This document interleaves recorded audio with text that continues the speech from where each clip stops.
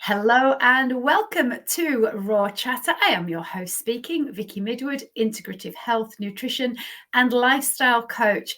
And I have got a guest with me today, folks.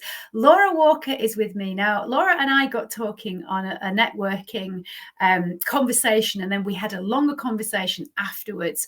And I was really kind of prodding and poking her about what she does in quite a lot of detail. And so I'm so excited for you guys to learn just what an exercise therapist is and why Laura is so different and important to so many of us. So Laura, thank you for joining me, and over to you. Tell people all about you and what an exercise therapist is. Thank you very much, Vicky. I'm truly honoured to be here. So thank you so much for inviting me and allowing me to be part of your podcast. It's great. So as you said, my name's Laura. I am an exercise therapist, and very often I get a quizzical look in people's faces. What's that? Yeah. So I'm going to tell you a wee bit about me first before I really explain that title. So I have been working in the fitness industry for about 28 years. And for most of that time, I have supported people to manage their health through fitness. Right. So it started off with me being able to go and support people who had cardiac issues. And it's called phase 4. That's the phase where people are then dismissed from hospital and they come into the community and they need to manage their condition themselves. So everything clinically is fine. It's about that long-term support. I was able to deliver those kind of fitness classes. As a result, I went into the diabetic department to essentially design and provide a referral system for people with diabetes to come into an appropriate exercise class and lifestyle information to manage their health. And then it just spiraled into supporting people who are an older adult, delivering what's called falls prevention, and then people with low back pain, and then people with mental health issues. So all this kind of snowballed to be able to manage different health conditions with exercise. Right. And so an exercise therapist is somebody who can support people to manage their health with appropriate exercise.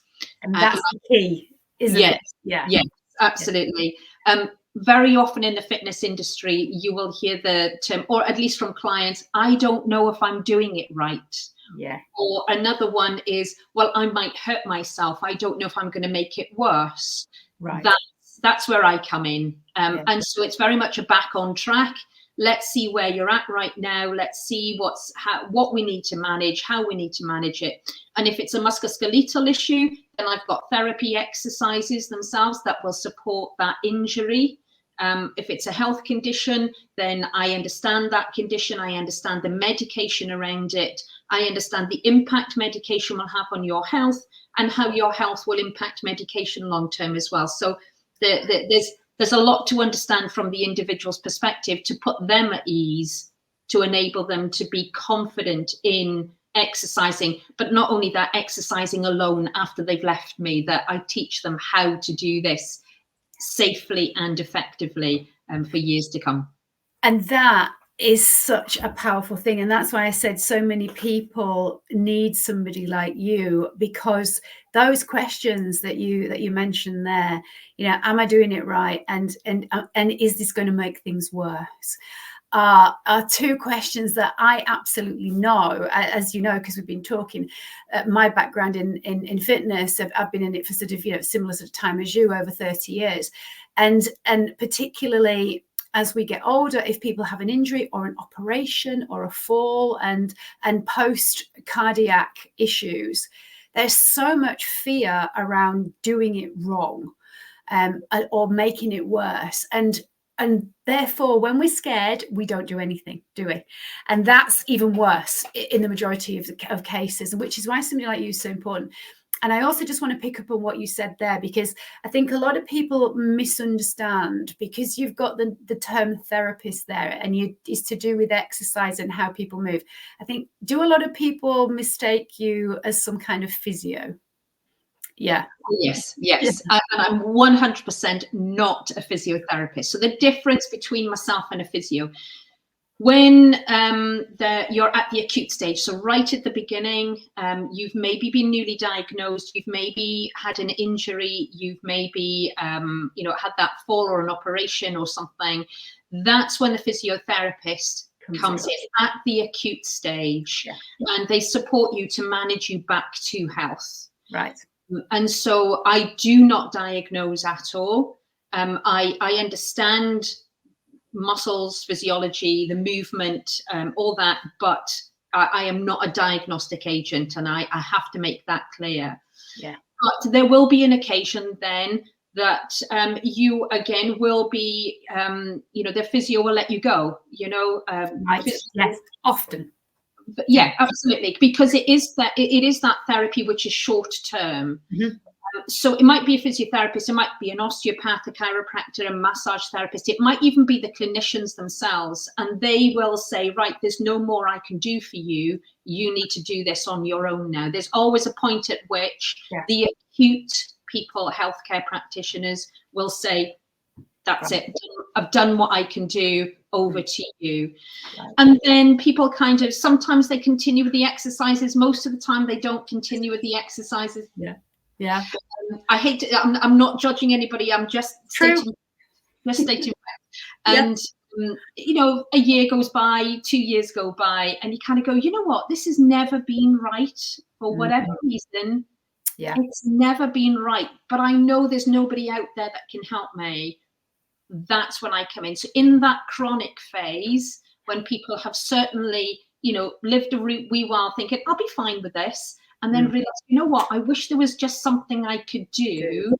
And then that's when I come in. And so, very different ends of the scale. Yeah. And I love that you've said that, because I think anybody who's been, especially through our health care system, I say that tongue in cheek because it's not really a healthcare system, but anyway, that's for another podcast. She's nodding away. But it tend to be, they offer them, 6 sessions or whatever, and then that's pretty much your lot, and you're left on your own.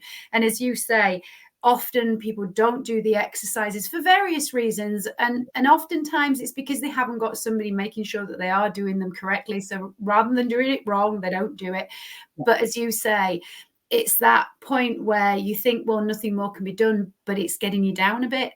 And actually that is where you come in. And I think what you shared a little bit earlier as well is that you understand the muscles and the physiology, but more than that, you understand the medication that they're on and how that can affect them both mentally and emotionally and physically, because we can't separate any of those three, can we?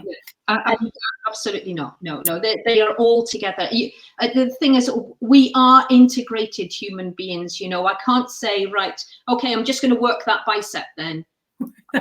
That's not going to work. No matter how much weight or you do or don't put on that bicep, there's going to be other muscles in the body that's going to be supporting you at that point. Other nerves that are going to go, what am I doing here? And then again, that medication impact.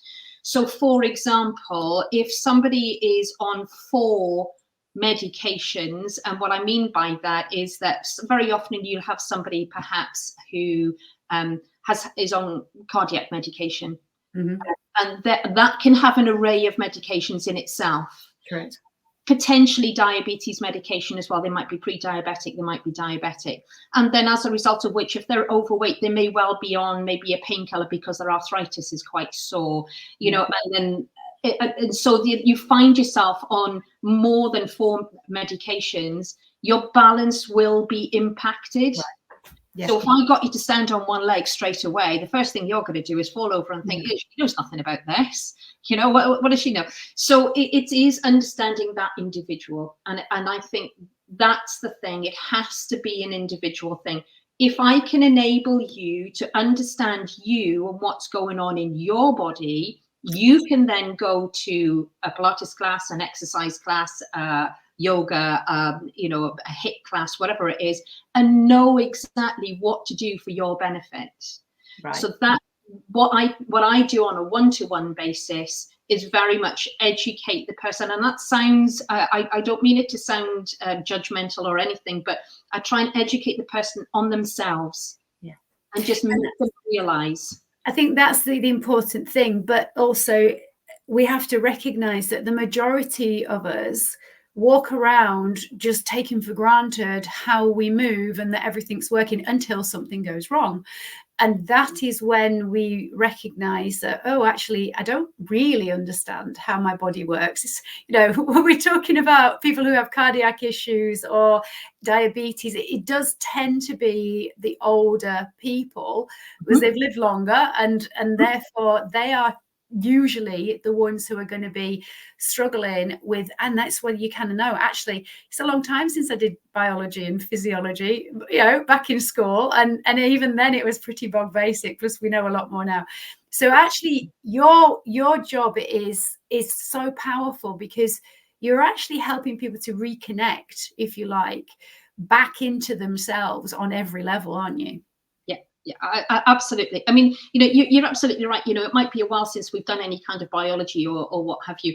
However, understanding exactly what the medication is doing to us, it is beneficial and you're healthy because of it, great. But what is it doing and how is it having an impact for you to then decide, well, if I add exercise on top of this, what's going to happen? Yeah. So for example, if somebody has high blood pressure, and they add exercise in regularly, well, that blood pressure medication needs to come down because otherwise the medication perhaps is stopping the heart rate elevate, which is good because then that pressure isn't there. But in exercise, you're going to strengthen the heart and you want the heart rate to elevate in order to get it to strengthen.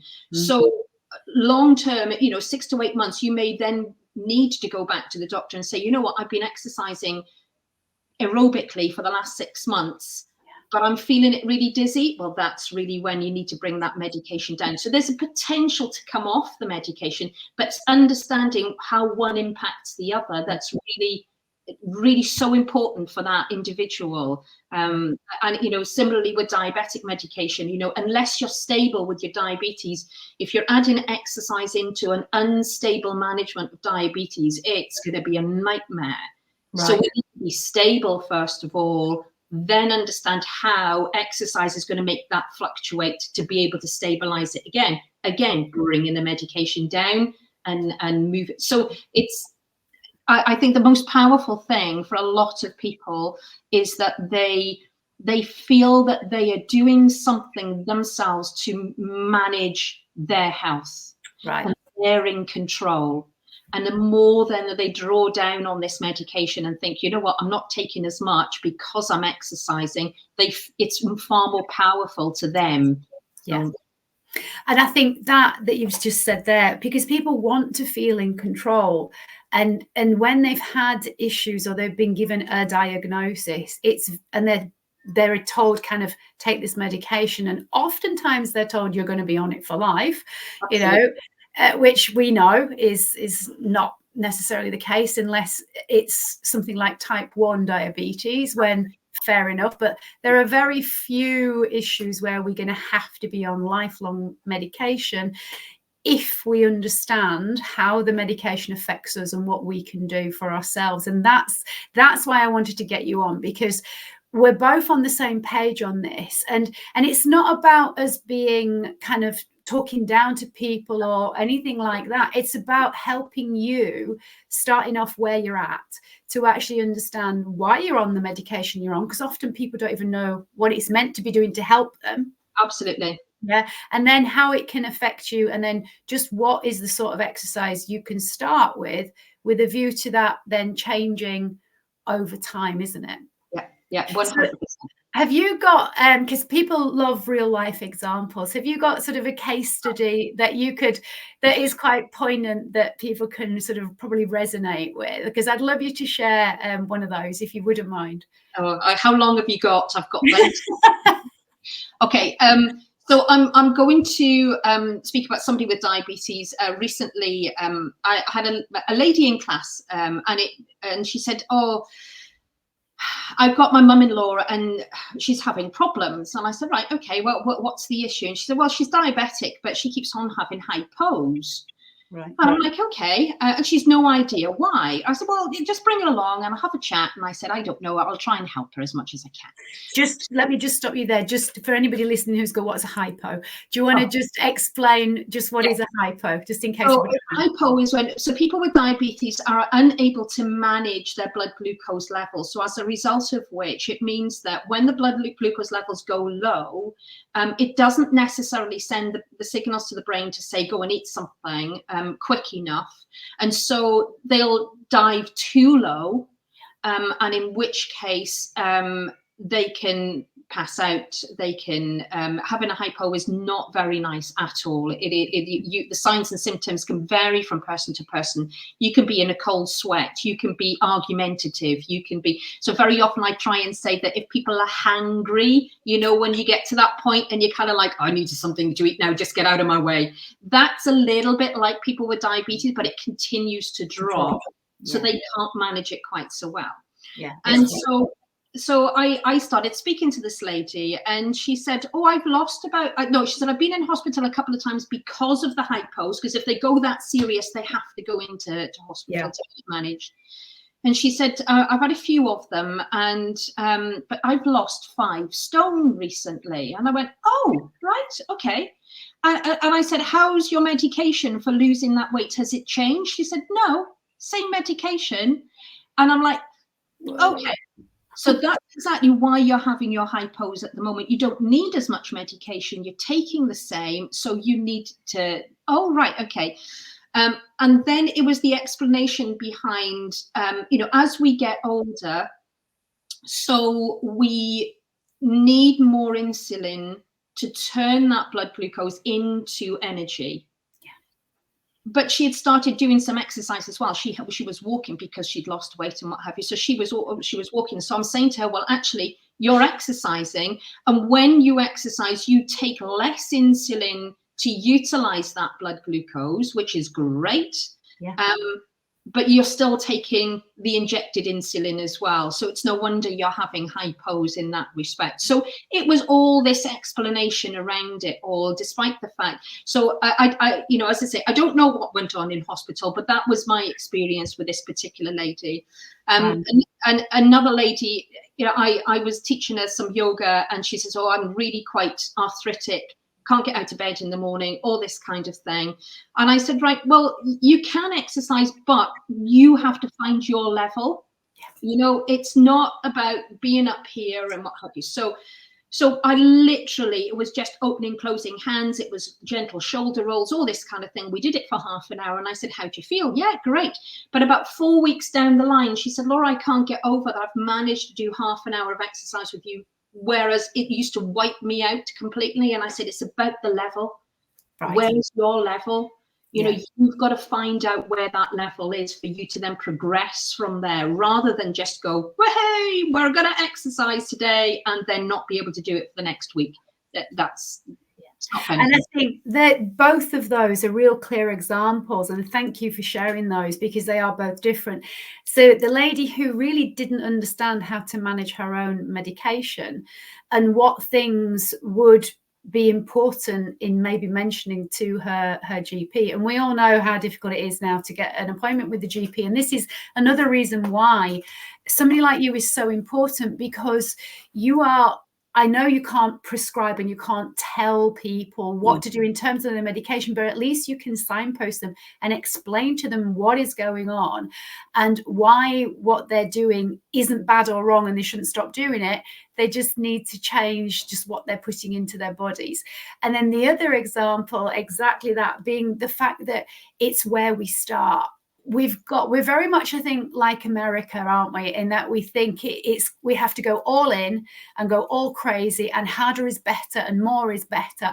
And it couldn't be more opposite, could it? Absolutely. Absolutely. It is about finding, and as you say, you know, you think that you need to feel the pain and you know, really go for it and be hot and sweaty, and And it is absolutely not. When it comes to health, it's a very different matter. Yeah. You know, for somebody who is young, in their 20s, with no health condition, no musculoskeletal issues, you know, and they just want to blast it out, well, they might be sore for a couple of days, but it's not going to put them off. No. But anything that puts you off exercising the next day, and I don't mean to say do exactly the same thing every day, but any kind of movement, then is not worth it, you know. So even if you have a cardiac issue and you go out and maybe have a good strong walk and really get the heart rate up, if that wipes you out for the next 2 or 3 days, it's too much. Yeah.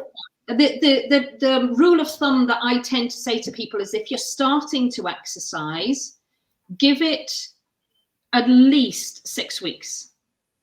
But what you might find when you start is that you're only doing 4 repetitions, maybe. You're only doing something that's not going to elevate your heart rate that much. But if you feel over the next days that you can do something differently and still move, that's good. You may feel some soreness for some days afterwards. You know, first week, it's perfectly normal to feel muscle soreness for 5 days. Right. As long as it doesn't stop you from doing anything else. But those recovery days, is what I call them, they should be coming down in number as the longer you exercise. Yeah. So if you find that first week is maybe 5 days before you're back to normal, and then the next week is 4, and the week after that is 3, you're doing well. You're on a good course. But if you find that the 5 days go to 6 days the next week, and that's too much. So you're really got to give your body time to adapt, which is a minimum 6 weeks, but just be aware of what's happening in your body at the same time. So that's where the understanding comes in. It's okay to feel that muscle soreness, but for how long are you measuring it? And this is what I love about you, because you're clearly explaining that this is normal and expected, and it's fine, so don't worry about it. But this is a real indicator. This is too much. And if you're not actually feeling anything, okay, well, that's a sign that perhaps you could do a little bit more, but not a lot more, but just a little bit more. Yeah. And I think this is where somebody guiding and helping them to really understand themselves and giving them permission to get it a little bit wrong so that they can then get it right. But knowing, because you're there, that they're safe and it's okay, and they're not doing any damage because they're not actually doing any exercises that you haven't gone through with them, so they're aware of how to actually do them in a safe way.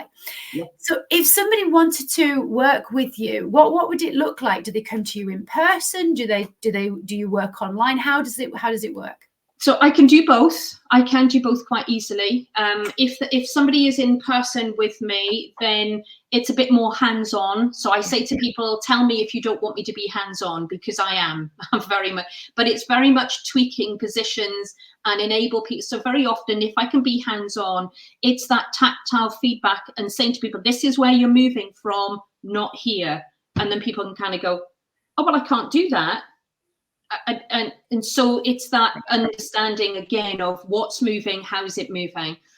If they're online, then clearly I don't have that tactile feedback, but as long as I can see them clearly on the screen, then I can ask them relevant questions in terms of, what do you feel moving, where's that coming from, what's happening here, so that we can kind of move it forward for them. So I can do both.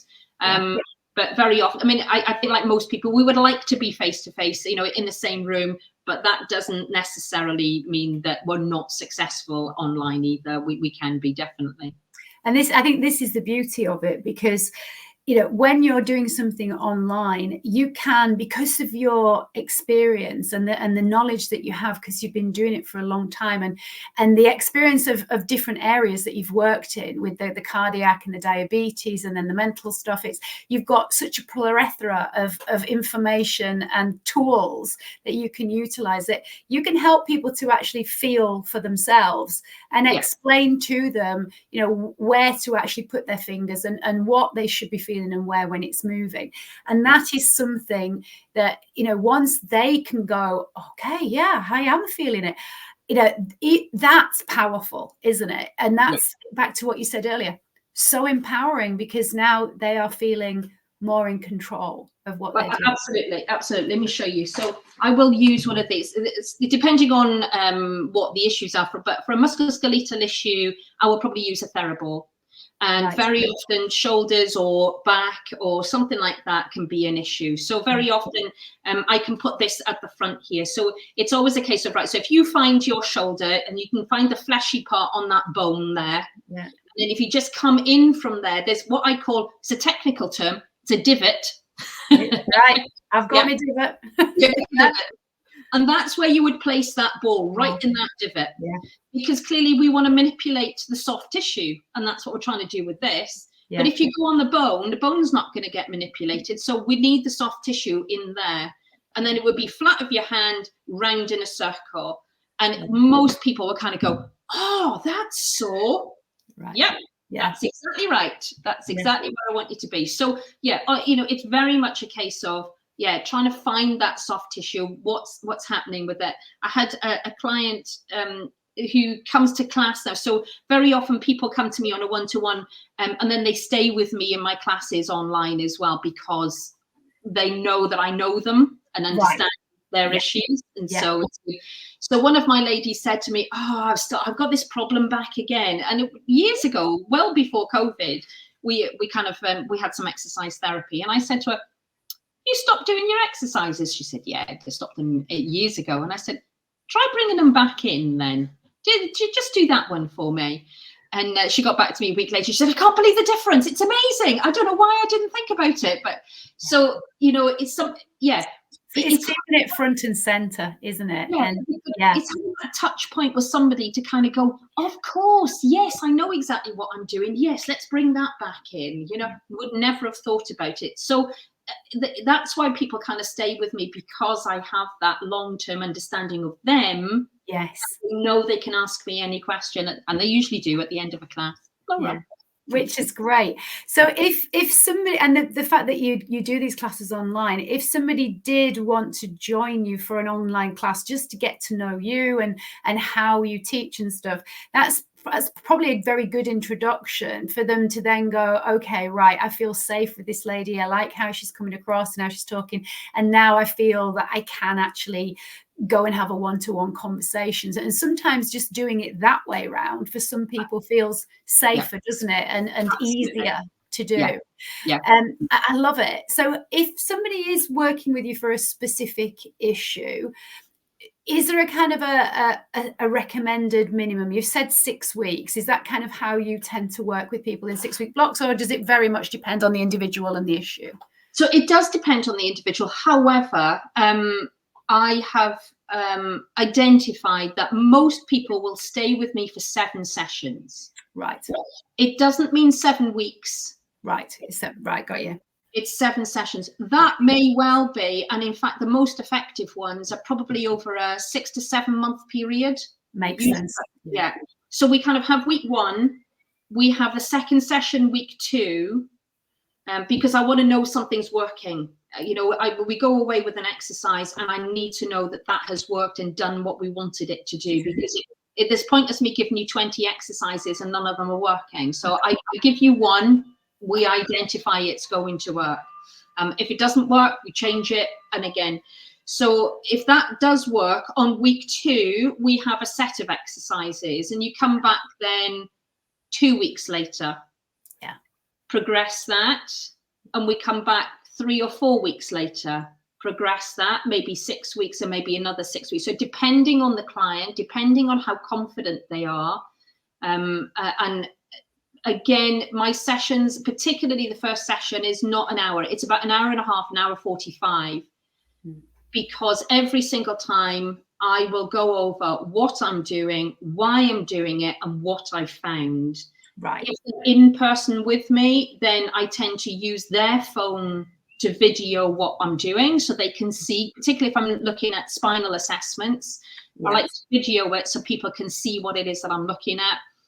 Clearly, if it's online, then I can video that or video the exercises later on, depending on where we're at. And so they've always got a beginning. This is where I was. Look at me now. Yeah. You know, and that's incredible, isn't it? Because that's what I like about the way that you do this, because it is that you said the body is very adaptable, and it is, but it needs to be guided in the right way. And as you said, you're there to make sure that the exercises you're giving are working, and you're not doing too much or giving stuff that actually is not beneficial. And that again increases the person's confidence in their own ability, but also we've got you kind of knowing we're doing it right, and it's going to be safe. Yeah. And I think this is where, especially when it comes to how our body works when we do get a little bit older, there's a massive issue around confidence, isn't there? Oh, and that, I think, is where you come in so powerfully, because it's about building that confidence. And then when people actually can go away and go, yeah, do you know what? I know what I'm doing. And if I feel this, I know what I can do to help myself feel better. Absolutely. And that's incredible. So if people do want to join your classes, or they want to find out about working one-to-one with you, what do they do? Where do they go? So I have a website. It is www.launchfit.co.uk. And all the information is on there. I will say it is in the process of being updated at the moment, so please be patient with me. But yes, all the information should be on there. Otherwise, they can get in touch with me. There's an email on the website, which is you@launchfit.co.uk, so they can get in touch that way. Or they can, my social media, I'm on Facebook, Instagram, and LinkedIn. And the Facebook and Instagram is don't worry, we'll put the links in the comments. Yeah, so if they just Google Laura Walker or Google Launch Fit, yes, you're going to come up, aren't you? Yeah, and we will put all of the links in that will be clickable. Yeah, they will have to put in .co.uk, because there is a Launch Fit in America as well. And apparently somebody said to me there's one in India as well. So the .co.uk will need to go in there. Otherwise it might be all over the world. Yeah, you might find yourself joining an American class at funny o'clock in the morning. Yeah. Brilliant. Laura, it's just such a joy. I mean, it always lights me up when I'm talking to a kindred spirit, because we recognize that we want to help people be inspired to take responsibility for their own health and well-being. And that includes not relying on medication and not putting up with just not feeling right all of the time, because it's not necessary, is it? Yeah, no, it's not. I'm going to leave you with one thing, actually. There is only one health condition that I'm aware of that exercise does not benefit. Okay. And it is, I'd like to think it's a kind of an old health condition, so to speak. That condition is polio. That's the only one that I'm aware of, because exercise will speed up the rate at which it atrophies or gets smaller. Right. So that's the, however, for every other health condition, I cannot say how important and how beneficial exercise will be to whatever health condition and whatever injury you might have. But it's about appropriate, safe, and effective. Yeah, love it. I love it. Remember that, folks. Appropriate, safe, and effective exercise. And there is not one size fits all. Mm-hmm. It needs to be something that is worked through with you and with someone like Laura, who is an exercise therapist and a specialist with years of experience. And that, I think, is so important, because we want to feel that we're in really good hands. And I know that people are with you. If you could leave, you're welcome. If you could leave our listeners with one final kind of tidbit or piece of wisdom or anything that you want to take away with, what would it be? So very often in my classes, I will say to people, it doesn't matter how high intensity, doesn't matter whether you're doing hundreds of repetitions, that is all immaterial. I always say, you're here, you're moving, we're doing it. Love it. Love that. You're here, you're moving, we're doing it. Yeah. Fabulous. Laura, thank you so much. So there you go, guys. There is help out there. If you think that nothing more can be done for you, think again. Get in touch with Laura. And as usual, guys, I am going to leave you with my little phrase that says, we have only one life as far as we know, and one body. So look after it, because it is looking after you. Until next time, Have a lovely, lovely day, and I shall see you very, very